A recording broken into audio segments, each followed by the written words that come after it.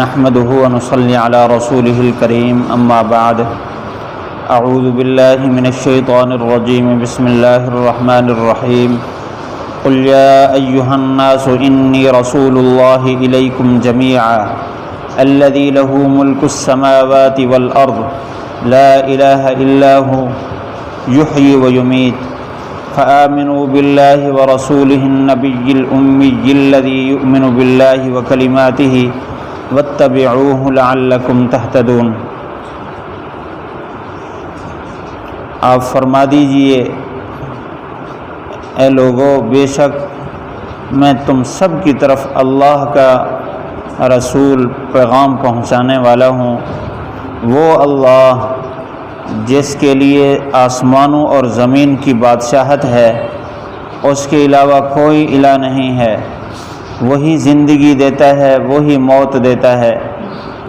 پس اللہ پر ایمان لاؤ اور اس رسول پر جو نبی امی ہے، وہ رسول نبی امی جو اللہ پر اور اس کے کلمات پر ایمان رکھتا ہے، صرف اسی کی اتباع کرو تاکہ تم ہدایت پر رہو۔ اس آیت میں اللہ تعالیٰ نے حضور صلی اللہ علیہ وسلم کی رسالت اور ختم نبوت کا تذکرہ فرمایا ہے۔ اس آیت کا ایک حصہ پچھلے درس میں عرض کر دیا، انی رسول اللہ الیکم جمیعا، یہاں تک کہ آپ لوگوں کو فرما دیجئے کہ میں اللہ کا پیغمبر، رسول، بھیجا ہوا فرستادہ ہوں تم سب کی طرف۔ یہ ایک دعویٰ ہے۔ آگے اللہ تعالیٰ نے اس کی دلیل بیان فرمائی کہ آپ صلی اللہ علیہ وسلم کی رسالت عمومی رسالت ہے۔ اس کی دلیل کیا ہے؟ دلیل یہ ہے، پہلے اس دلیل کی قوت اور طاقت کو سمجھنے کے بعد پھر ماقبل دعوے کی دلیل کے طور پر اس کو پیش کیا جائے گا۔ اللہ تعالیٰ نے اپنی صفات بیان فرمائی کہ کس اللہ کے رسول ہیں۔ الذی لہ ملک السماوات والارض، جس کے ہاتھ میں آسمانوں اور زمین کی بادشاہت ہے۔ آسمان جمع کا لفظ بولا، والارض زمین مفرد کا لفظ بولا ہے، اس لیے کہ 7 سماوات ہیں، 7 آسمان ہیں، اور زمین کے بارے میں کہیں 7 کا تذکرہ بھی آیا ہے۔ تو 7 کا تذکرہ، اس کے بارے میں مختلف اقوال ہیں۔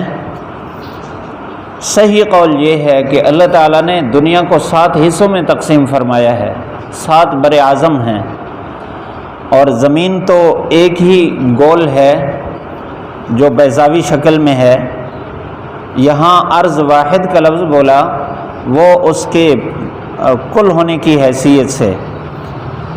تو انسان کے سامنے آسمان اور زمین ہے، بس باہر کی نظام کو انسان نہیں دیکھ رہا۔ اللہ تعالیٰ نے قرآن مجید میں مخاطبین کے ذہنی سطح کے مطابق گفتگو فرمائی۔ اللہ تعالیٰ کی مخلوق زمین و آسمان تک محدود نہیں ہے، زمین و آسمان سے ماورا اللہ تعالیٰ کی بڑی بڑی مخلوقات ہیں۔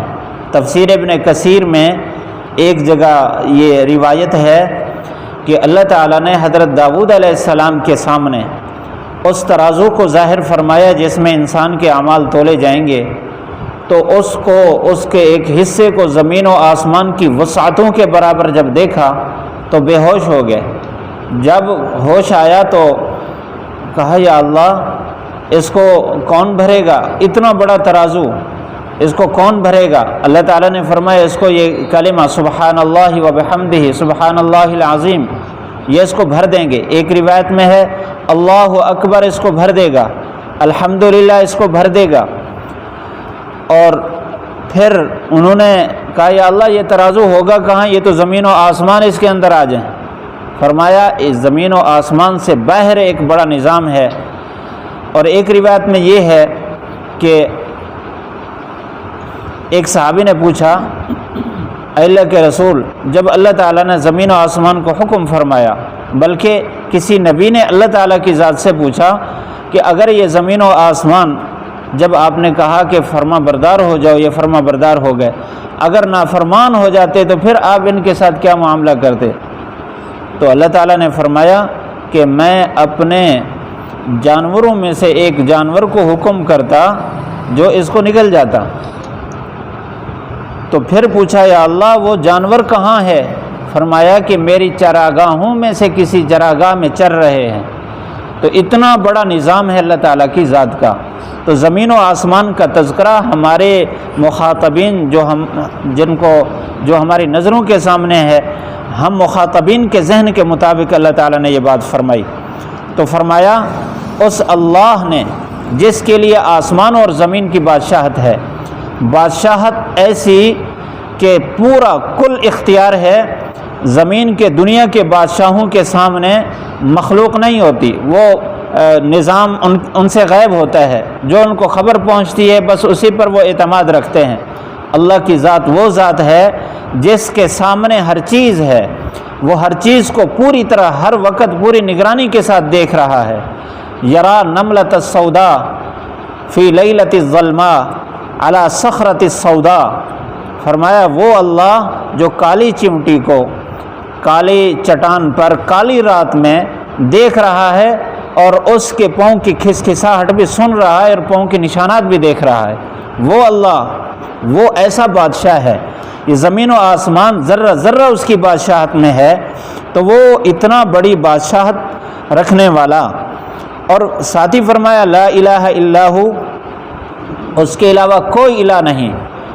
اللہ تعالیٰ کی ذات سے نہ پہلے کوئی تھا نہ بعد میں کوئی ہے، بس وہی معبود ہے۔ یحیی و یمیت، تیسری صفت بیان فرمائی کہ زندگی بھی اسی کے ہاتھ میں ہے، موت بھی اسی کے ہاتھ میں ہے۔ یہاں اس کا مفعول ذکر نہیں فرمایا کہ کس کی زندگی کس کی موت، تو جہاں مفعول کا ذکر نہ ہو تو اس کا مطلب یہ ہوتا ہے کہ اس میں عموم ہے، یعنی مطلب یہ ہے کہ ہر چیز کی زندگی اس کے قبضہ میں ہے، ہر چیز کی موت اس کے قبضہ میں ہے۔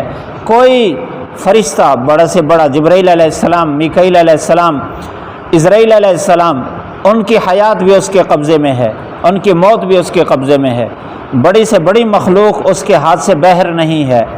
تو جب وہ ایسی ذات ہے، اب یہاں اللہ تعالیٰ نے تین صفات بیان فرمائی، تینوں صفاتوں کا اس دعویٰ کے ساتھ بڑا گہرا تعلق ہے۔ اللہ تعالیٰ نے فرمایا کہ حضور صلی اللہ علیہ وسلم کو تم سب کا رسول بنایا ہے۔ اب اس کے لیے پہلی دلیل کہ اس اللہ نے رسول بنایا جس کے قبضہ میں زمین و آسمان کی بادشاہت ہے، اور یہ دلیل اس بات کی کہ اس کے رسول بنائے بغیر کوئی رسول نہیں بن سکتا، جس کو وہ رسول بنائے گا وہی رسول بنے گا۔ اور اللہ کے نبی صلی اللہ علیہ وسلم نے فرما دیا کہ میں سب سے آخری رسول ہوں اور ساری کائنات کا رسول ہوں۔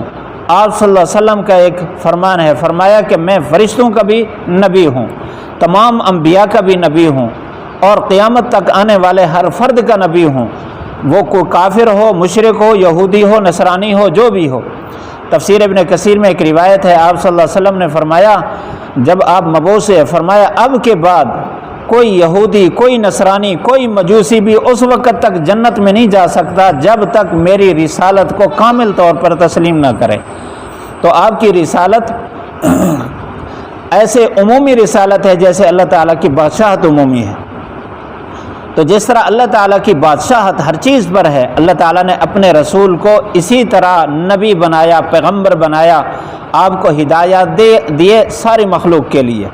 اس لیے آپ صلی اللہ علیہ وسلم کی تعلیمات میں جہاں انسان کے لیے رہنمائی ہے، وہاں جنات کے لیے بھی ہے۔ آپ نے جنات کو مستقل جا کر دعوتیں دی ہیں، روایات میں ان کا تذکرہ ہے۔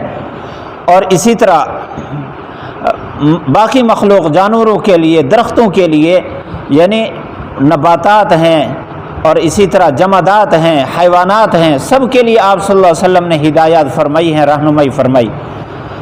تو یہ پہلی دلیل ہے جو اس بات کی طرف اشارہ کر رہی کہ آپ صلی اللہ علیہ وسلم کی جو رسالت ہے یہ کامل رسالت ہے، جس طرح اللہ کی بادشاہت کامل بادشاہت ہے۔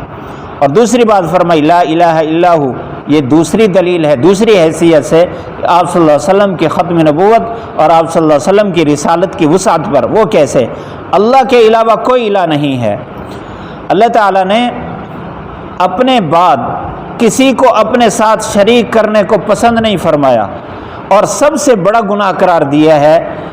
سارے گناہ معافی کے قابل ہیں، لیکن اللہ کے ساتھ شریک کرنا کسی کو اس کی ذات اور صفات میں، یہ ایسا بڑا گناہ ہے جو قابل معافی نہیں ہے۔ اللہ نے اس کا اعلان کر رکھا ہے، ان اللہ لا یغفر ان یشرک بہ، مشرک کو کبھی بھی معاف نہیں کرے گا جب تک وہ شرک سے توبہ نہ کرے۔ تو جس طرح اللہ تعالیٰ کے بعد کسی بھی مخلوق کو الہ کا دعویٰ کرنا بہت بڑا جرم ہے، یا اللہ کے ذات کے ساتھ کسی کو شریک کرنا بڑا ظلم ہے، اسی طرح آپ صلی اللہ علیہ وسلم کی رسالت کے بعد کسی اور کی رسالت یا نبوت کو تسلیم کر کے آپ صلی اللہ علیہ وسلم کی رسالت کے ساتھ اس کو ملانا کہ یہ بھی آپ صلی اللہ علیہ وسلم کی رسالت کی تکمیل کے لیے آئے ہیں، یہ بھی نبی ہیں، ان پر بھی وحی اترتی ہے، یا کسی قسم کی نبوت کا دعویٰ کرے تو وہ اسی طرح بڑا گناہ ہے جس طرح شرک بڑا گناہ ہے، اللہ کی ذات کے ساتھ شریک کرنا جس طرح بڑا جرم ہے، اسی طرح آپ صلی اللہ علیہ وسلم کی رسالت کے ساتھ کسی کی رسالت یا نبوت کو شریک کرنا یہ بھی بڑا گناہ ہے۔ تیسری بات فرمائی یحیی و یمیت، زندگی موت اس کے ہاتھ میں ہے۔ جس کے ہاتھ میں زندگی ہوتی ہے وہی سارے اس کے کمالات کو جانتا ہے اور اس کی صفات کو جانتا ہے۔ موت اس کے ہاتھ میں ہے تو اس کے کمالات کی تکمیل کو جانتا ہے، یعنی ہر ایک ذات کو صفات عطا کرنے والا وہ ہے اور وہ ان کے سارے اندر کے راز کو جانتا ہے۔ تو اس نے حضور صلی اللہ علیہ وسلم کو، نبی امی کو کامل اور اکمل نبی بنایا۔ یہ دلیل اس بات کی کہ آپ صلی اللہ علیہ وسلم کے بعد کسی کے اندر یہ صلاحیت ہرگز نہیں ہے کہ وہ اس طرح کی رسالت کا دعویٰ کرے، کیونکہ زندگی کا مطلب یہ ہے صفات عطا کرنے والا۔ زندگی حیات بھی ایک صفت ہے، اسی طرح کمالات رسالت یا کمالات ولایت وہ سب وہ جانتا ہے۔ اللہ تعالیٰ نے نبوت کے بعد جتنے درجے رکھے ہیں وہ سارے قیامت تک رکھے ہیں۔ صدیقیت بھی ہے، اسی طرح کتب ابدال بھی ہیں، وہ اللہ تعالیٰ نے جو محنت کرے گا اللہ اس کو عطا کرے گا وہ مقام ولایت اپنے قرب کا۔ لیکن نبوت ایک ایسی صفت ہے جو اللہ تعالیٰ جس کو چاہتا ہے عطا کرتا ہے، اور رسالت ایسی صفت ہے جس کو اللہ چاہتا ہے عطا کرتا ہے۔ کسی کی محنت سے نہ کوئی نبی بن سکتا ہے نہ کوئی رسول بن سکتا ہے۔